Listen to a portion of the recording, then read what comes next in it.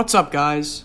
I hope you are all doing well and enjoying this weekend's double battle funds, ×2 drop rates, and discounts. However, I do recommend saving your crystals if you have not spent any though, because if some of you may know, it's April Fool's Day next weekend. In today's video, I am showcasing Striker M4 with the uranium alteration on the 3 types of hulls: light, medium, and heavy. I plan on creating a series out of these where I demonstrate domination with each gun on each type of hull in the future. I will then describe the advantages and disadvantages with each combination. As you have started to see, Striker on Hornet certainly has its perks, but also its downsides. The quickness of the hull counteracts the slowness of the bullets. I think that is especially important and something that heavy and even medium hulls cannot account for. In addition, the speed of the Hornet also allows me to ensure that I can lock onto opponents, even if they are running away or attempting to hide. Being that Hornet with speed equipped is very fast, and the damage per shot of Striker is relatively high, this makes this combination, when used correctly, lethal in attacking. Once you have locked onto an opponent with double damage, you will kill basically anyone, except if they have a protection or use their health kit correctly. Sometimes, when up against a high-impact gun at a relatively close range, locking on can be difficult. Guns like Smokey, Thunder, Hammer, Rico, Railgun, and even Twins can be challenging to face at such short distance. Thus, try not to get involved in close fights with these guns, or really any guns in general. There is a good chance that you could take self-damage as well. Instead, focus on locking on from a safe distance away, not too close, but also not too far away so that the opposition can just hide behind a barrier or wall and not take any damage.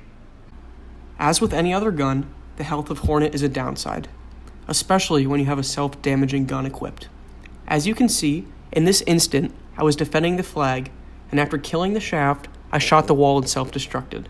Obviously, this was not in any way intentional, but things like this certainly happen more with lighter hulls. I would say that if you are playing in a CTF battle where only 1 or 2 people have Striker protection, using Hornet and Striker would be advised. The speed and high damage per shot, coupled with the splash damage, is very powerful.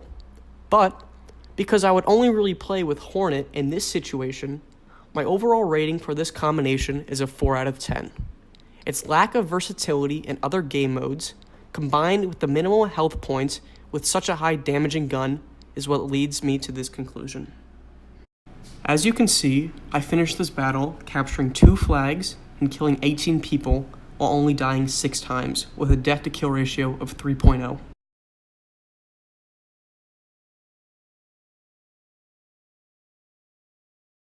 Up next, we will be testing Viking and Striker with the uranium alteration. This is another CTF battle. In this battle, no one has protection against Striker, which always makes me happy. The strong damage per shot works well with the medium hull. I do have Viking M4, which, even though is not as fast as Hornet, I would take the 1,000+ increase in health points any day of the week. I do run into a couple of situations where I am unable to lock onto an opponent due to the reduced speed of the tank, but for the most part, this is not a problem. When I do get close to opposition, I do not worry about taking damage because of the 3,000 health points of my Viking. I am easily able to kill the other tanks, either in 1 or 2 shots with double damage, or if it is a heavy hull, by just locking on. I believe that this combination works well in any map size or mode. In deathmatch or team deathmatch, you can easily steal kills. In CP, since groups of tanks will be clustered together around a control point, the splash damage will drastically work in your favor. In Juggernaut, if the Juggernaut does not have Striker protection, you can nearly destroy him with double damage. For Assault, having Striker will allow you to kill those pesky miners. And, as you have seen from the Hornet and Viking clips, in CTF, Striker is quite powerful too. Because of Viking's versatility and the nice balance between the Striker and Viking, I would rate this combination a 9 out of 10. You can easily take first place with this combo and significantly help your team. This is currently my favorite combination to use in Tanki. I finished this battle capturing 2 flags, killing 21 people, and dying only 3 times, with a death to kill ratio of 7.0.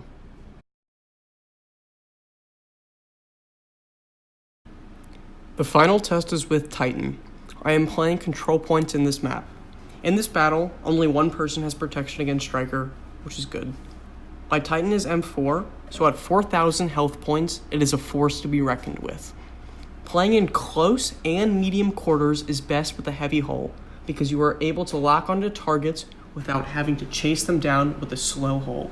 And if you happen to take any damage, it really won't affect your health too much. There are several times throughout this gameplay where I attempt to lock onto targets from a bit of a distance and fail. This is arguably the biggest downside to this gun. It becomes frustrating when you are taking damage, yet cannot deliver any damage back. So, to compensate for this, make sure that you station your tank near some sort of wall or barrier. In doing so, you can easily just hide behind protection and not take any damage from afar while focusing on closer enemies. I have found that there are no problems with locking onto hulls from strong impact guns using Titan.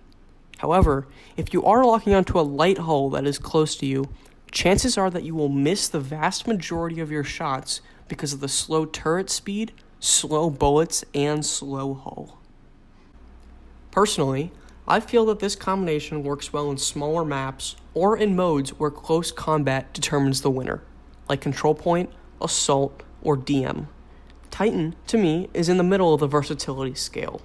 Hornet only works well in CTF, Viking works well in basically any mode, and Titan works well in some.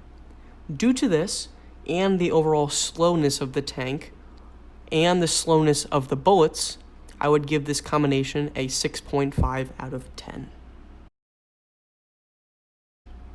I finished this battle killing 27 people and only dying 3 times, with a death-to-kill ratio of 9.0.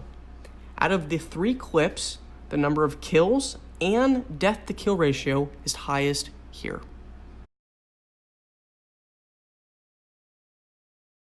If you have any questions about anything I have said in this video, feel free to leave a comment. If you enjoyed these kinds of videos, be sure to leave a like and subscribe if you are new. Comment down below the next type of gun I should review.